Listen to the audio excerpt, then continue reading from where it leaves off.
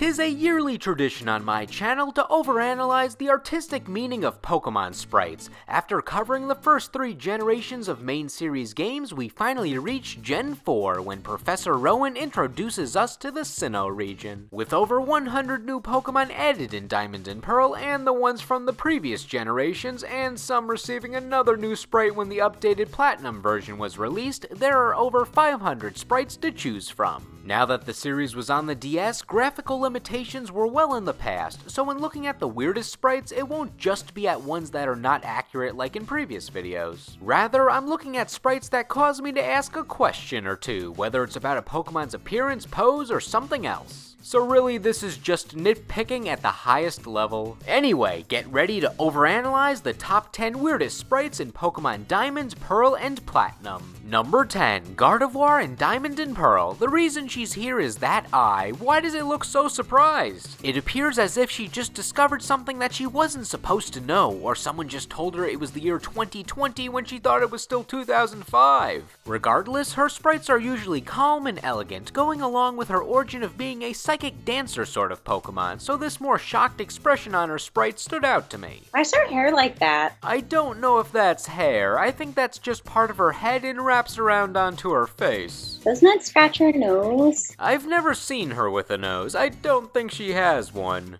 That may crack the case. Maybe she is so surprised because she can't locate her nose. Lost, gone forever. Oh no! No. Oh nose! That's comedy. Number 9, Tangela in Diamond, Pearl, and Platinum. These are good weird sprites, painting Tangela in a different light. Usually I can see its eyes clearly, nothing is covering them, so I know there is sentience in this pile of vines.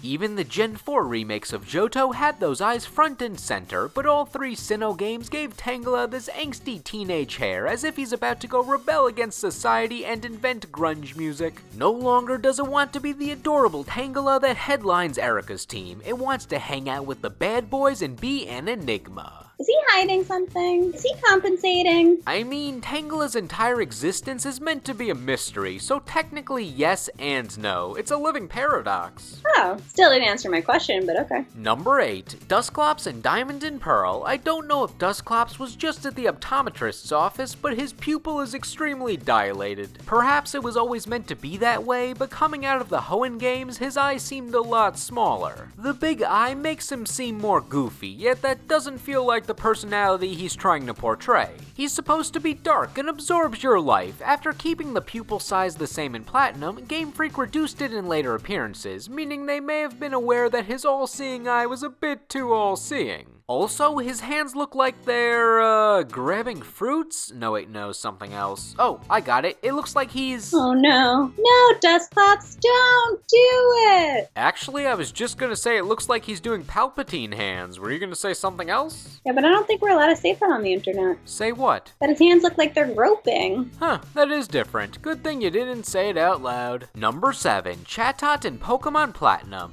Chattot is squinting his eyes as if he's annoyed and appalled, like, the hell did you just say to me? Yeah, I can talk, what of it? This sprite is actually closer to its official artwork than the Diamond Pearl sprite, so Game Freak must want Chattot's public image to have a bit of pent-up aggression to it, as if you just disturbed him about something that is not worth his time. Diamond, Pearl, and later Chattot sprites had him with big happy eyes like he'll be your friend, so for the most part, he's supposed to be a cute, marketable parrot. I mean, he still was marketable in Platinum, but I'll always cherish the short-lived era of mildly irked Chattot. Number 6, Machop in Diamond and Pearl. I get what they were doing with Machop here. It's supposed to look like he's stretching his arm out to get ready for a battle, but to me, it appears he's about to make armpit fart noises. His Platinum sprite looks like the continuation of this motion, where now both of his arms are out, and it seems like he's trying to intimidate you by puffing out his shoulders. Even when he evolves, his sprite still has some quirks. Machop is doing some community theater Shakespeare poses now. Alas, poor Yorick. Alas, poor Yanma. That's how Pokemon theater would go. Number 5, Poliwrath in Diamond, Pearl, and Platinum.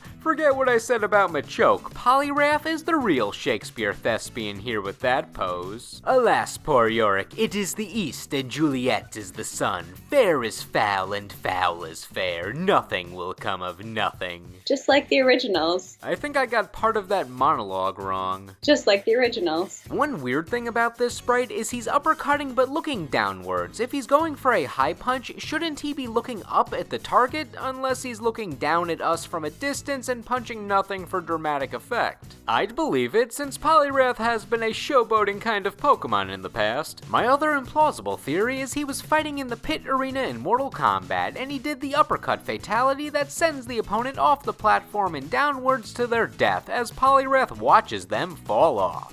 Huh, that one is dark. Poliwrath wins. Fatality. Number 4, Skunk Tank in Platinum. This one is intentional by Game Freak, but it doesn't make it any less weird. Still clever though. The pose is expected from a skunk, lifting the hind leg to stink spray someone. But the added effect here is any attack that is a projectile or beam comes directly from his stink glands, or hiney to be more blunt. Moves like flamethrower shoot out of his ass. I guess he shouldn't have had those enchiladas before the match.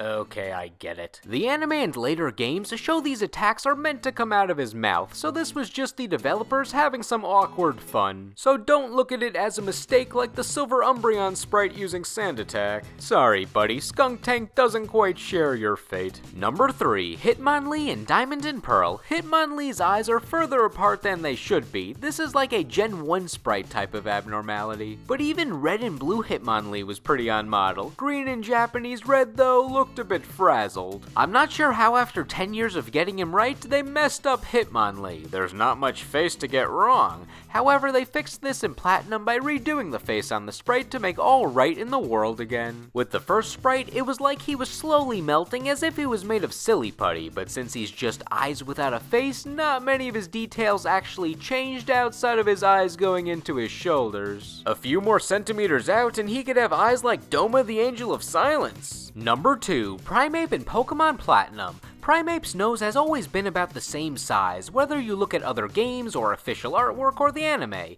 but for some reason the Platinum sprite made his nose more swollen. I can't give exact measurements due to him being fictional and this being obscenely trivial, but trust me, it's clearly bigger. They just got it right in Diamond and Pearl a year before this one and corrected it quickly in Heart Gold and Soul Silver, so I don't know why they made this sudden change. Was it an oversight? Does he have a case of the sniffles and we need to get him the soup? Was Primeape telling lies and his nose expanded? Was he doing that thing that Ash did that one time when his nose inexplicably grew 3 sizes for 5 seconds after he was being arrogant? Or maybe he's just exhaling furiously, since Primeape is generally an angry boy. Regardless, it doesn't matter in the long run, but truly it is an anomaly. As mentioned, no sprites in Sinnoh were truly inaccurate to the original depictions of the Pokemon. Even ones that were not fully correct were nowhere near the levels of Upside Down Face Coughing or Barney the Red Charizard from Gen 1, so I simply went with a sprite that had a funky pose for number 1. It's Heracross in Diamond and Pearl. He's doing the yellow version Mewtwo pose, meaning he's partaking in some pelvic thrusting, doing the Elvis, bringing it around town, whatever you want to call it. What could cause our beetle friend here to do such an act? Are these the results of playing the Pokemon March on my radio? Even if your mind doesn't go to him dancing when you see this sprite, the pose makes it look like he's saying, "What did I do?" Or, "I'm backing off, I was not gonna eat this honey you just slathered on the tree, that's preposterous." What also makes it stand out is Heracross generally has a generic sprite pose. He's interesting enough on his own, so he just stands there looking at us most of the time, maybe raising his arms arbitrarily. But this pose is awesome. I'm not sure if he was trying to look like an intimidating fighting type by puffing out his chest or if it was just some random design choice, but regardless, it got my attention. Call it cool, lame, basic, whatever you want, but I declare it to be the weirdest yet simultaneously most astounding Pokemon sprite across Diamond, Pearl, and Platinum. Now, what did you think? With all the sprites in the Sinnoh games, there's bound to be some noteworthy ones that I did not discuss, so let me know which sprites stand out to you the most in these 3 games, weird or just ones you love. We can talk about all sprites in the comments section. Anyway, thank you all for watching, and I will see you in the next video.